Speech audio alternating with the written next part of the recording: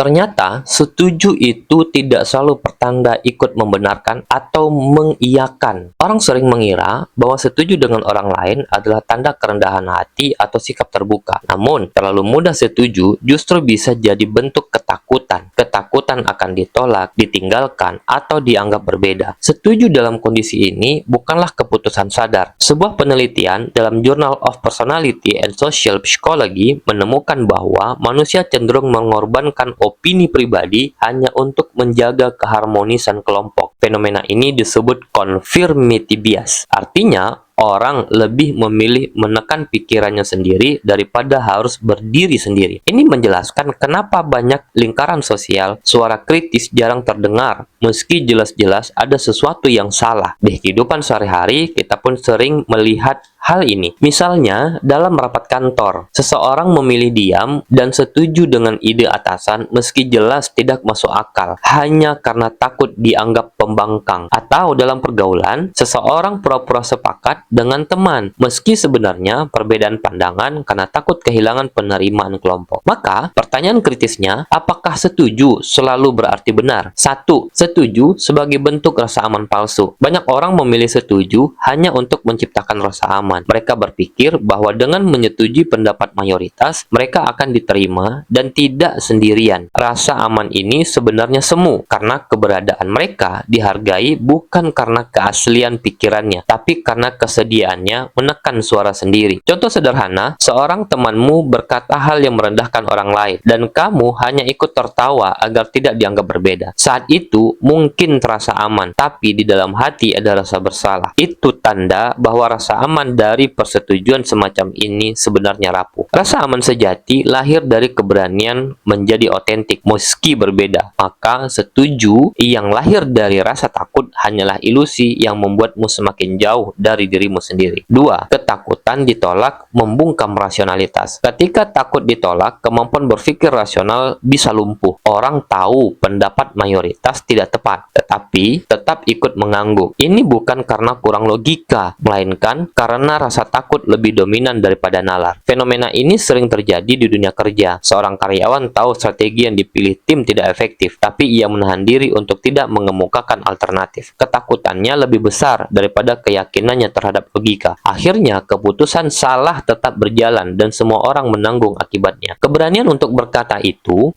bukan berarti ingin berkonflik, melainkan upaya menjaga akal sehat. Dan inilah yang sering diulas, bahwa berpikir kritis tidak selalu membuat populer. 3. Setuju berlebihan mengikis identitas diri. Jika terlalu sering setuju hanya demi kenyamanan sosial, lama-lama orang kehilangan identitasnya sendiri. Ia terbiasa menyerap pendapat orang lain tanpa pernah menyaring. Akibatnya, ia tidak tahu mana opini pribadi dan mana sekedar cerminan kelompok. 4. Persetujuan tidak selalu menjaga keharmonisan. Ada anggapan bahwa setuju adalah jalan menuju harmoni. Faktanya, harmoni semacam ini sering palsu. Ia hanya menunda konflik, bukan menyelesaikannya. Dalam keluarga misalnya, seorang memilih setuju dengan keputusan besar meski hatinya menolak. Ia diam agar tidak memicu pertengkaran. Namun, diam ini justru menimbulkan bom waktu. Ketika perasaan tertekan menumpuk, konflik yang pecah jauh lebih besar daripada jika keberatan disampaikan sejak awal. 5. Menyetujui semua hal membuat sulit dipercaya. Ironisnya, orang yang selalu setuju justru sering tidak dipercaya. Orang lain sadar, meski samar, bahwa persetujuannya tidak tulus. Ia terlihat sebagai orang yang mencari aman, bahkan bukan yang benar-benar punya pendirian. 6. Berani tidak setuju adalah latihan otentisitas. Mengatakan tidak setuju bukan berarti menolak orang lain, tetapi menegaskan dirimu sendiri. Ini adalah latihan otentisitas yang penting agar hidupmu tidak sekedar menjadi gema orang lain. Contoh nyata terlihat dalam diskusi kelompok. Saat satu orang berani menyampaikan pandangan berbeda, ia membuka ruang refleksi bagi orang lain. Diskusi jadi lebih kaya, keputusan lebih matang, dan orang lain diam-diam menghargainya meski tidak selalu sejalan. 7. Tidak setuju itu kadang bentuk kepedulian. Banyak orang mengira bahwa tidak setuju berarti melawan, padahal menolak atau mengkritik bisa jadi tanda kepedulian. Kita menegur bukan karena kita menjatuhkan, melainkan karena ingin menjaga agar sesuatu tetap berada di jalurnya. Seorang teman yang menolak ajakanmu melakukan hal yang beresiko bukan sedang berkonflik, tetapi peduli pada keselamatanmu. Atasan yang menolak ide tim karena melihat kelemahannya setujunya bukan berarti tidak menghargai, tapi ingin keputusannya lebih tepat. Dengan memahami ini, kita bisa melihat bahwa perbedaan pandangan bukan musuh. Justru disitulah cinta dan tanggung jawab sering bekerja diam-diam.